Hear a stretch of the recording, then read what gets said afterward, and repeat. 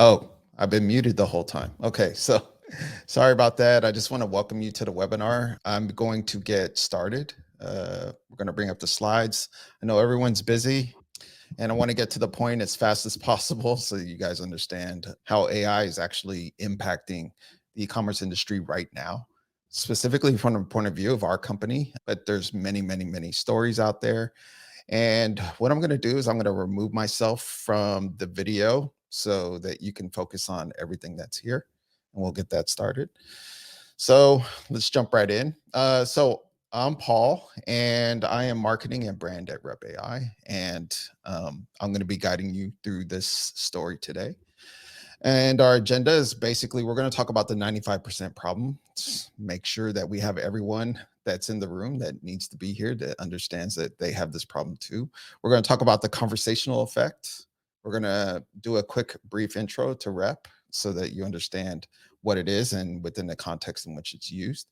We're going to bring up those two case studies. They're very remarkable case studies of what's possible, unexpectedly possible with AI.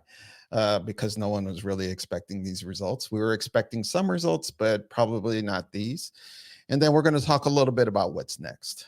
So as far as my audio and video, is everyone okay? Can you hear me and understand me? I'll just assume that's a yes. And let's get busy. Okay, so the 95% problem. So the 95% problem affects everyone. Okay, so out of all your traffic, only 2 to 5% will buy. The rest of the 95% will either purchase another time, so they're likely to come back, or they may never come back. Okay.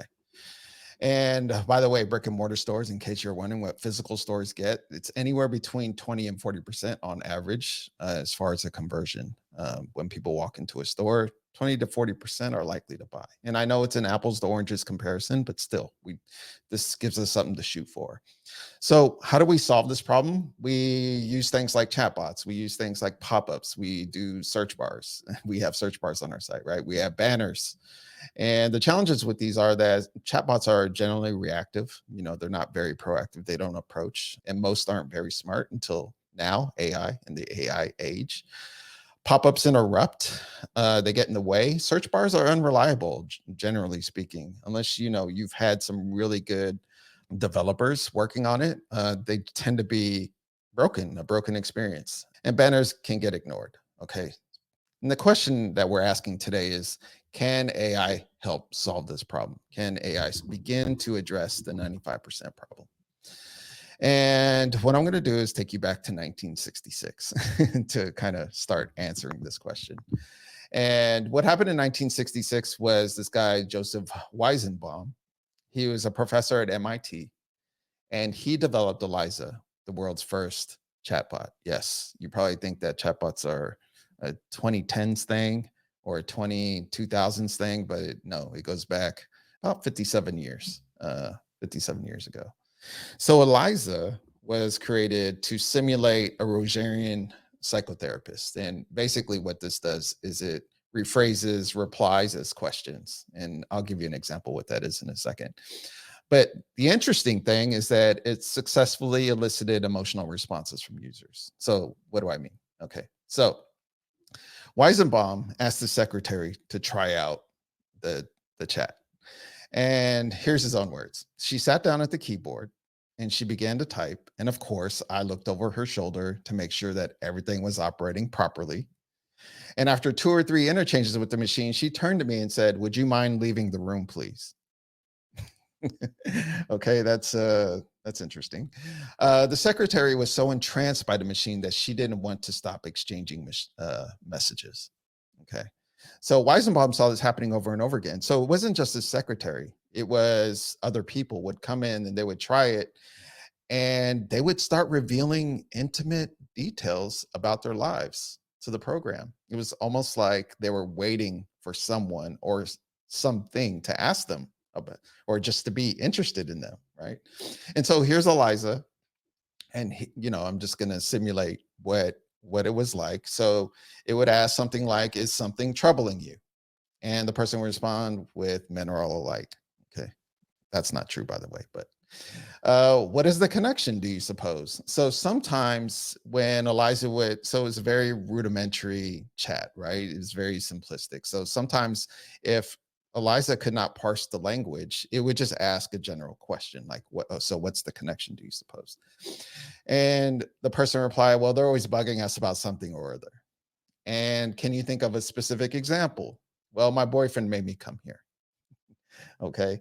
Is it important to you? Is it important to you that your boyfriend made you come here? Okay. So now you can start seeing an example of Eliza using the language that the person used and then rephrasing it and giving it back to them in the form of a question. He says, "Yes, I'm depressed much of the time. I'm sorry to hear that you're depressed. It's true. I am unhappy. Can you explain what made you unhappy?" Okay.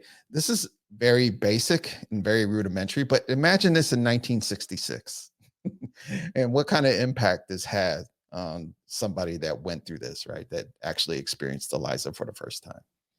But to the people, they had this idea that, man, this thing is smart, and then we anthropomorphized technology. So people were attributing human characteristics to Eliza. It's trying to understand me, for example. It's interested in me. This kind of language is what we use to, anthropomorphize things. And just look at the name itself, Eliza. He named the chat Eliza, right? So you're not speaking to a machine, you're speaking to Eliza. It gave the illusion of understanding by asking these questions, right? And it was just simple interactions. And the main thing was that people were emotionally involved in this. Okay. So Weizenbaum, you'd think that he would like build on this further, but instead he was flabbergasted. He said, "I had not realized that extremely short exposures to a relatively simple computer program could induce powerful delusional thinking in quite normal people," right? And he even went further to rail against this machine human relationship. And he ended up, ironically, becoming more against technology in the end.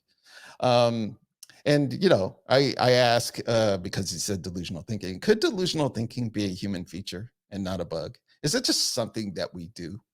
Is it something, the way we think? I mean, think about Weizenbaum's naming the machine Eliza. Was that delusional thinking? Was it delusional thinking to think that humans would interact with this and not feel anything, since humans are very emotional creatures? And I think it's just innate in humans to make meaning out of things. And Viktor Frankl is like a famous author. He came out of the concentration camps out of World War II, and he's one of the survivors. And basically what he was saying is, yeah, uh, pain is mandatory, suffering is optional. Every human being has the freedom to change at any instant. And if one cannot change a situation that causes his suffering, he can still choose his attitude. And in another way, it's just saying that we are meaning makers. People turn anything into a story. And the Eliza effect really just project human feelings and understanding onto a machine. And again, humans are meaning makers. And now think about what this technology is like today. In 2023, we have OpenAI, we have ChatGPT, and we have Bard, we have Google Bard, and we have a whole host of other types of AIs that are out there. And really think about how we make meaning out of things, right? And now think about that in the context of advanced AI and how that's going to change everything. So, what we're calling this at Rep is the conversational effect. So, this is like an extension of the Eliza effect. The Eliza effect is just basically saying, hey, um I'm going to project this human feelings. I'm going to say, oh, this machine is actually interested in me. So that's the Eliza effect. And the conversational effect is I can be persuaded by AI conversations or conversations with AI, however you want to phrase that. So here we have the conversational effect, which is an evolution of the Eliza, and it's just about influencing behavior in the end. It's highly persuasive, right? Because this AI is very different. It's much more quote unquote intelligent. There's higher engagement in the end, and it's going to have real world impact. And also, it can use the feedback it's given, right? It's more than just, hey, I'm taking a phrase or I'm taking a word out of the sentence that you just said to me and I'm reusing it. Instead, it can actually add context, it can add depth, it can add flavor to the conversation. So, of course, this AI is much more advanced. We've had 57 years to perfect it since Eliza first came to be. And I started talking about this on LinkedIn, and I said, there's a certain irony when we talk about AI enabling a more human experience, because in the end, this is exactly what AI is meant to do. And one of the comments from a friend of mine, she says, I've been having so many conversations with ChatGPT about career change, interpersonal relationships, dealing with difficult conversations at work or in my private life. And mostly I was curious to see how it would respond, but I must admit, I did feel supported. Okay. Back to the Eliza effect. And it did help me with some situations better. And this is where we get into the power of influence and persuasion, which is the conversational effect. And I just want to give you some examples that we're starting to see and starting to pick up on in our back end. And these are actual chats that customers have had with our AI concierge. So people say, hey, good morning. You're interested in this. So, it's basic sales conversation. Hey, I have a question. Go for it. Ask the way. I just ordered this today. Congratulations on your purchase. If you have any questions, I'm happy to assist you. And the person says, well, I just want to make sure that I'm getting what I asked for, right? I'm getting 4 of these things because that's what I need. And yes, you do get those 4 things. And then this person says, but does it come with 4 of each? And yes, you do get those things. Okay. So it's just basic, Q&A at this point. And we're so excited for you to start growing your journey. Tag us on social, share your progress. And this person said, bro's mullet is great. Right. And just a random thing that a customer says, but would you talk to a machine this way? And their AI responded, haha, the mullet trend is definitely making a comeback. It's all about expressing unique style, right? And rock that mullet with confidence. If you have any other questions or need assistance, feel free to ask. Thanks again and have a great day. So uh, that's an example of the dynamism of these conversations, right? These conversations are going to another level, and we're just very early days with this. Uh, will it work for my daughter? So I have a question. Happy to help. Just ask away. How does it work?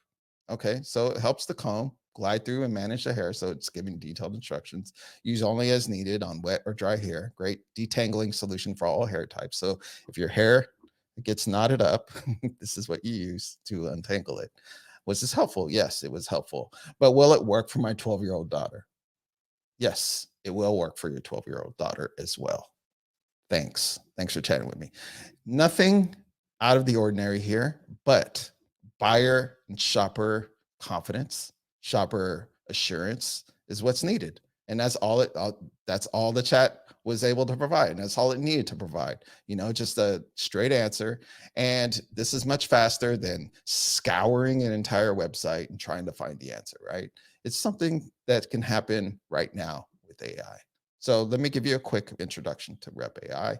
So we developed the first AI concierge. And what's different about Rep is that we use 2 AIs, behavioral AI, which basically senses when people are disengaged on your store, and also ChatGPT to help with that dynamic assistance that's necessary, right?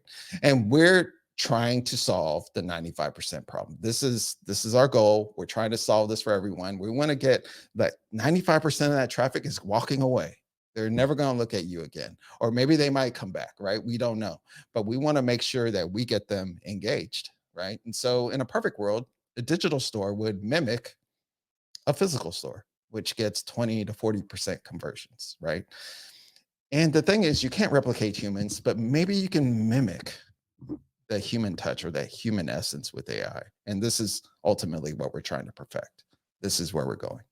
Okay, so why do most solutions fail? I talked about this before. Chatbots are reactive, pop-ups interrupt, banners get ignored, site search is unreliable, and none really solve the 95% problem. None are designed to solve this with the right solution. The way we see it is that the helpfulness of the AI has to be proactive. right? And it has to be conversational, meaning it has to use natural language. So basically, how rep works is that someone shows up to your site, right? And if they're just browsing around or if they're just looking around and no one knows what's, maybe they're confused by the layout, or maybe you have thousands of products, um, they might become disengaged. And this is what the behavioral AI does. Its job is just to detect disengaged shoppers. So imagine you walk into a physical store and you're looking around and you can't find what you're looking for, even though you might know it's there. And then an aware attendant, sales concierge walks up to you and says, "Hey, can I help you find something?" Right. And it's all about that sales concierge knowing when to approach, because it doesn't approach you and bombard you, or they don't approach you and bombard you right when you walk in the store, because that's just so interruptive. And they don't wait before you're frustrated and it's time to leave. And you probably had that experience too. You walk into a store, you're looking around and you're waiting for someone to help you and nobody helps you. Or you want to ask questions, but everyone seems busy. Never have to worry about that again, because AI can give everyone individualized attention. And I'll talk about that some more later. So it senses when people are disengaged. And if it senses that someone is disengaged, then it approaches them. And all it does is offer guidance, advice, and assistance. That's it. I'm just here to support your journey. I'm here to answer any question you have. That's it. Right. And then it can take you one step further, and it can take you directly to product pages. So if I say in the chat, "Hey, yeah, I'm interested in this. Can you take me over here?" Yes, it will take you to the product page and look at all the details. It can take you to checkout as well, right? You can add to cart within the chat. So everything is connected from the store into the chat. And what we call the thing that senses, we call it the rescue algorithm, because what we're trying to do is we're trying to get more of that 95% engaged, right? And that's all it is. We call it the rescue algorithm because in the end, it rescues not just shoppers, but it rescues your revenue. And it's proprietary. It's built in house, and so it's not ChatGPT or any of these other tools that are out there. It accurately predicts drop offs up to 92% is our last number that we measured. And again, it's about precise timing. You want to make sure that you're approaching at the right time. So to give you a quick explanation of how this works, and I think I just did. Shopper's about to leave, initiate approach. It picks up on that. Hey, shopper's about to leave, initiates approach, and then engages with a contextual message. Boom. It's that simple. So does this work? Okay. So here's Herbally. And they started using Rep a while ago. And they just need to increase on-site conversions. And they need to provide customer support at scale. This is what they come to us for, right? And what no one expected was how the conversational effect would impact their email marketing of all things. So, yes, the AI works, and yes, it works to convert people on the page, but why would it impact email marketing? And in order to explain this, I need to tell you about this concept called revenue per recipient. So, this is an email marketing term. I'd never heard this before until I talked to the people at Herbally. But RPR measures the effectiveness of your email marketing. So it's very simple. It calculates the average revenue generated per email sent. So to give you an example, if you send out 100 emails and they generate $200 in revenue, right? So 100 emails, $200 in revenue, your RPR would be 200 divided by 100, which is $2. Okay. And this is roughly about the number that Herbally's clients or customers were giving them anytime they sent out an email blast. Okay. So here's what happened. Normally, this is their pop-up on the left, by the way. Normally, you fill in your email here, and these are the people that you're going to market to, right? And you're going to get an RPR of whatever it is. And for whatever reason, and no one can explain this, the pop-up on the left got an RPR of $2, roughly $1 to $2. And the RPR on the right, so this is asking for an email within the chat, within Rep, the RPR on the right doubled. Okay, this right here. So Herbally doubled their email revenue per recipient from $2 to $4 RPR. And AI assisted conversion rates was up. It was able to handle most of the support tickets, up to 94% of the support tickets. But that number in the middle, who knew that this was going to happen? Who knew that this was going to have an impact? And why? It's just the conversation on the right versus, hey, just type in your email. Why would that matter? Right?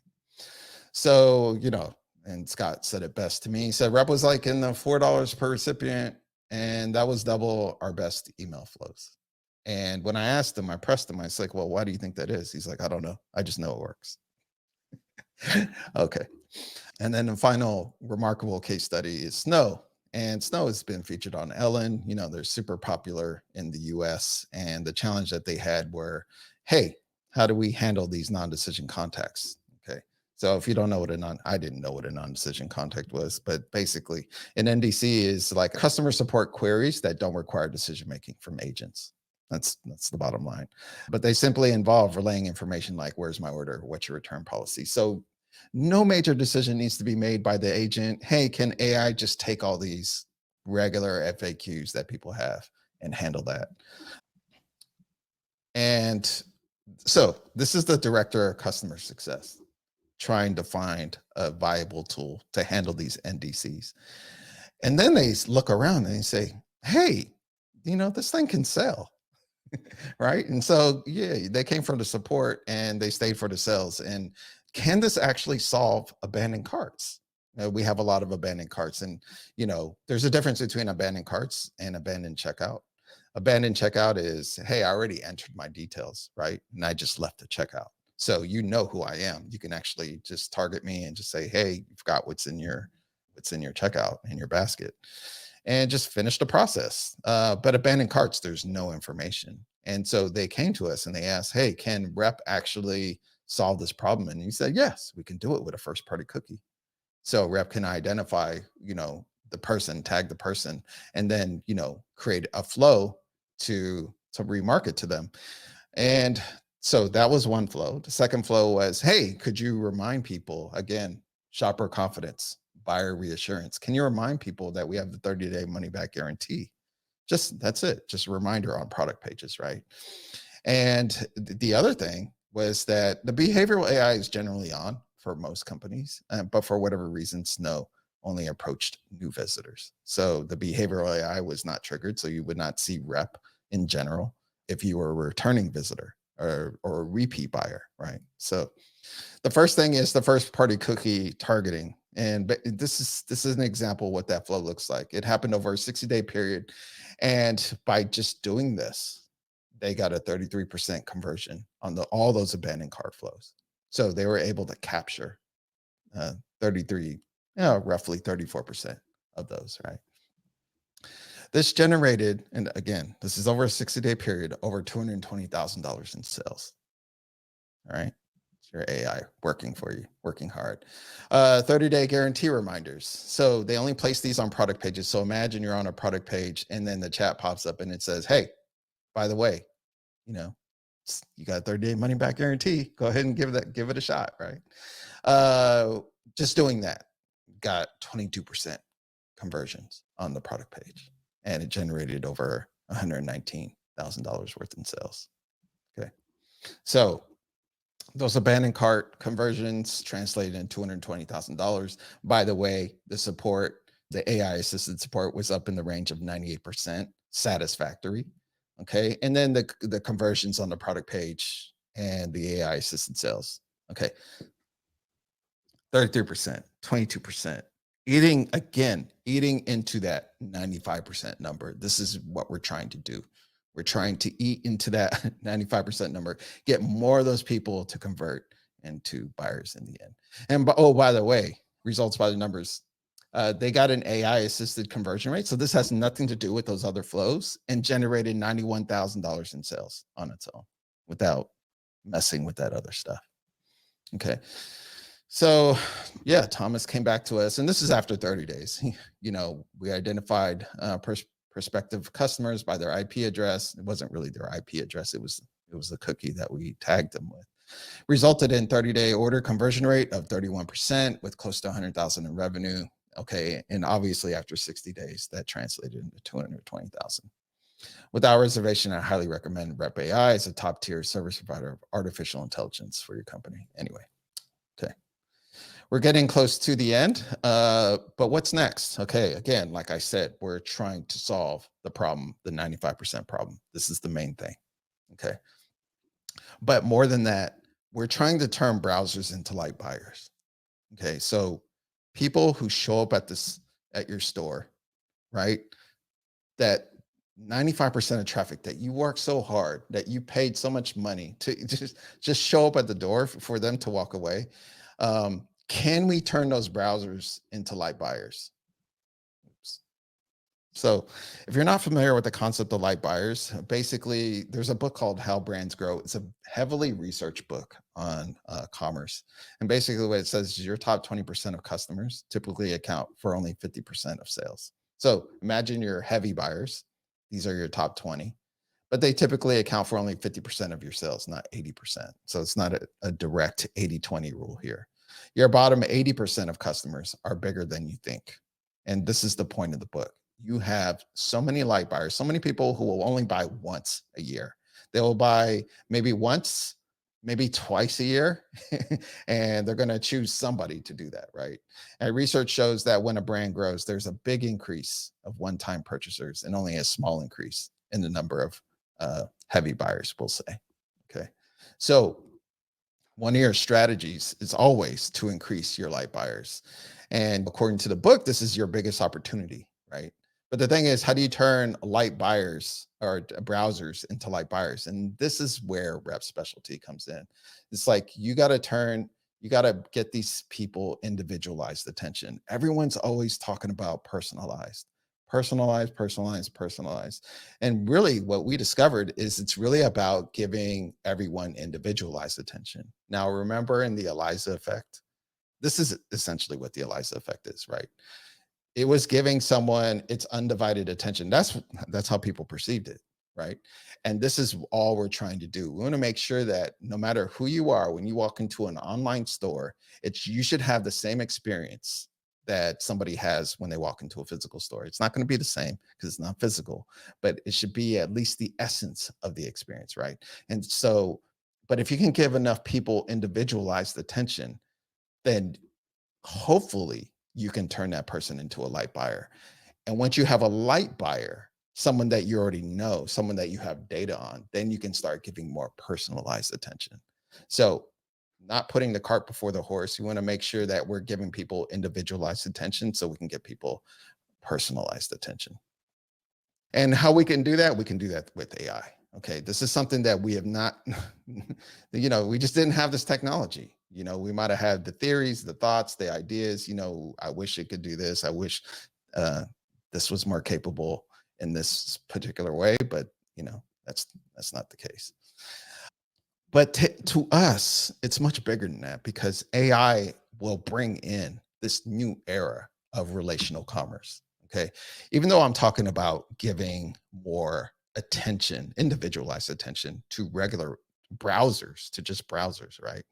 We give enough of that, then we can start getting more light buyers into the fray. And if we can get more light buyers, then we can start building a relationship with them, which is the ultimate thing that we're trying to do, right? Because right now the model is so heavily one-sided to transactional, right? It's all about transactions. Get the transaction, get the conversions. E-commerce sites were designed just to get transactions. And even speaking to that is all the plugins that you can have now. All the plugins are basically relational side.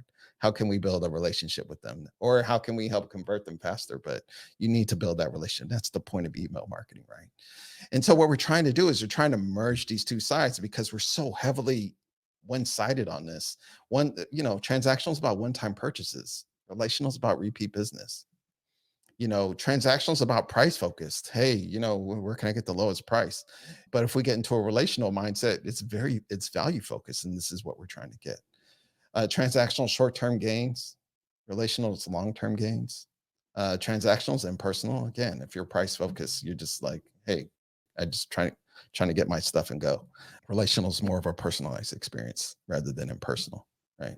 Transactional is reactive. Relational is proactive. Again, as we're showing and demonstrating with our tool, the behavioral AI is a very proactive part of this, and it's very necessary, right? Transactional is about quick conversions, and relational is about lifetime value. Okay. And before I was thinking, this is a versus, we need to move away from this transactional model and into this relational model. But really, that's not the case. What we need to do is bring these two together, right? It's okay to have the transaction short term. We're catering to a certain audience, and we're also catering to a certain audience of the relational side.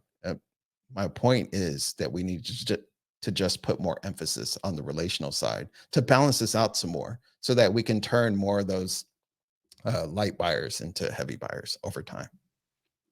So from transactional to relational, e-commerce stores are designed to convert, not build relationships. And, so this is something that we're trying to change, and we believe AI can do that.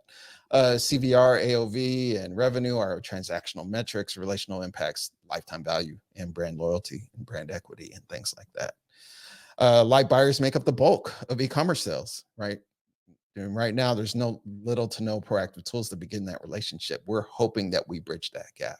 This is where we fit, right? How can we take browsers and turn them into light buyers? And then it's up to you to turn them into heavy buyers, right? With your relational tools. And as long as you have that mindset, and as long as you're looking, building towards that, then everything should be good. And again, we do this by individualized attention, and it's going to lead to personalized service. And so these two models we see these two coming together, but they're coming together to form something, right? They're coming together to form something in the middle. And tune in to the next webinar because that's when I'll talk about not just the emergence of relational commerce, but the merging of transactional and relational, and really just a new way of thinking, a new model for looking at commerce and commercial activities. That's it for today. Any questions, any thoughts, any comments, anything that I can help you with? Or if you want to just philosophize, I'm here for that too.